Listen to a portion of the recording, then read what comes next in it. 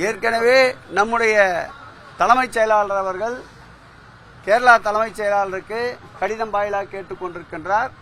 அதேபோல் மாண்புமிகு முதலமைச்சர் அவர்களும் கேரளா அரசாங்கத்திடம் தமிழகத்திலிருந்து வருகின்ற பக்தர்களுக்கு தேவையான அளவிற்கு வசதிகளையும் பாதுகாப்பு ஏற்பாடுகளையும் சிறப்பாக லெகுவாக தரிசனம் செய்வதற்கும் ஏற்பாடுகளை செய்ய வலியுறுத்தியிருக்கின்றார்.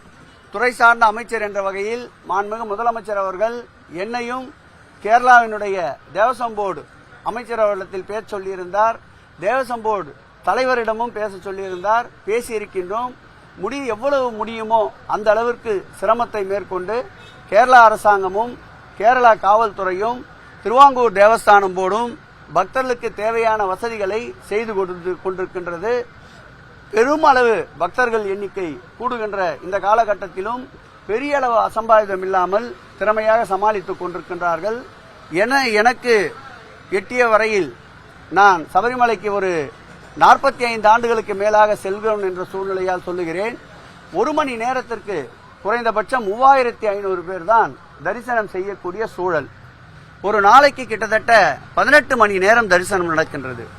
18 மணி நேரம் என்று தரிசனத்துக்கு எடுத்துக்கொண்டால் ஒரு 57-58 பேர் அளவிற்கு தரிசனம் செய்ய முடியும்.